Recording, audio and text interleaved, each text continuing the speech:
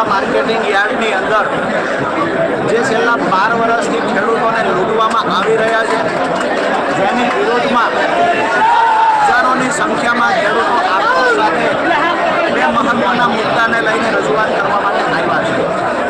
એમાંની જે પહેલી માંગણી છે કે હરાજી સમયે વેપારીએ જે રીતે કપાસને ચેક કરવો હોય એ કરી લે, પરંતુ હરાજીમાં ભાવ નક્કી થઈ ગયા પછી કોઈ પણ ખેડૂતનો ભાવ ઓછો કરવામાં ન આવવો જોઈએ અને ખેડૂતને એવું પણ કહેવામાં ન આવવું જોઈએ કે અહીંયાથી કપાસ પરત થઈ જાય.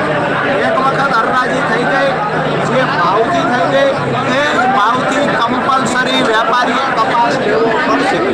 બીજી જે માંગણી છે અમારી, બોટાદ માર્કેટિંગ યાર્ડની અંદર ખેડૂતની હરાજી થઈ ગયા પછી ખેડૂતને કહેવામાં આવે વેપારી દ્વારા કે અમારું જીન અહીંથી 10 કિલોમીટર દૂર છે, ત્યાં તમે કપાસ નાખી આવો. ખેડૂત આજ પછી માર્કેટિંગ યાર્ડના દરવાજા બહાર કપાસ નાખવા નહીં જાય. આ બંને માંગણીઓ સાથે અમે રજૂઆત કરવા આવ્યા હતા.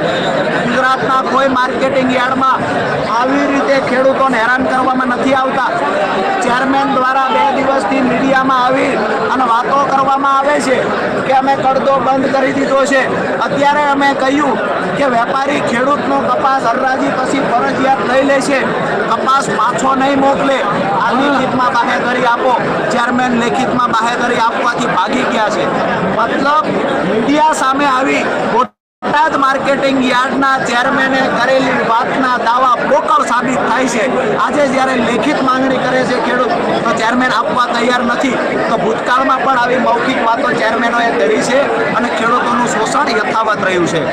આ બે માંગણીઓ જ્યાં સુધી સંતોષવામાં નહીં આવે ત્યાં સુધી બોટાદ માર્કેટિંગ યાર્ડમાં ફરી વખત હરાજી નહીં થાય આવો ખેડૂત